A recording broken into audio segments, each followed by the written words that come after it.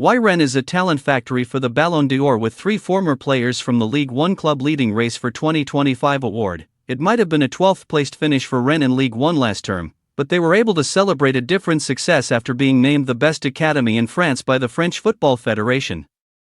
It was the 3rd consecutive year they have won the award, and it's no surprise given the players to have passed through their doors, with some in contention for this year's Ballon d'Or. Brittany's reputation may historically have been centered around its coast, food, and historical architecture, but it is making a different sort of waves in the world of footballer development.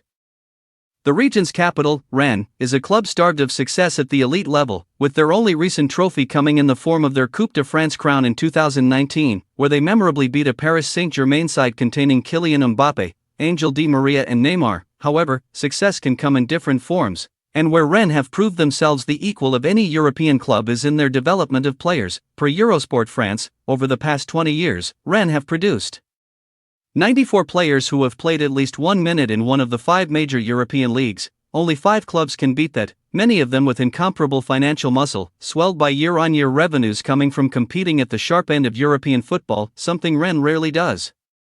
Having just been named the best academy in France for the 3rd consecutive season, it is clear they are an attractive proposition to those players looking to build a career in the game, where world stars Petr Cech, Sylvain Wiltord and Michael Silvestre once trod. There is now a new raft of Rennes alumni making their mark.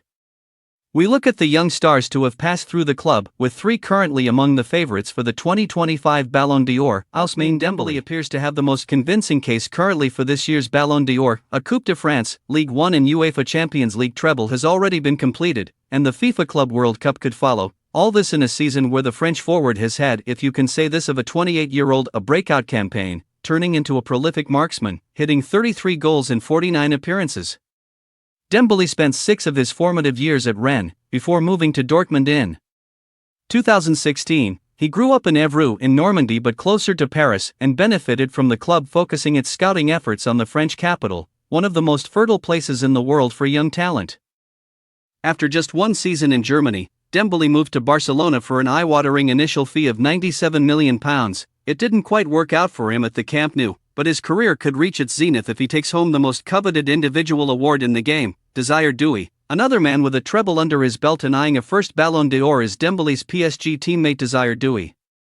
The 20-year-old was named the player of the match in the Champions League final, humbling of Inter, belying his years to grab a brace and an assist, all while showing off his considerable box of tricks. Should he win the game's greatest individual gong, he would be the youngest ever to do so, eclipsing R9 Ronaldo, who did so aged 21 in 1997. Doué is a true Rennes, starting playing at the club aged 5 and staying there for 13 years until his €50 million move to PSG just last summer. Winning the Ballon d'Or would cap a whirlwind rise in the game and no doubt be celebrated wildly back in the Rennes coaching fraternity. Rafinha is a different case in that he spent just over a year at Rennes, having joined as their record signing in 2019, but it was a vital one nonetheless, with his displays earning him a move to Leeds that ultimately put him on a path to Barcelona and his current lofty status in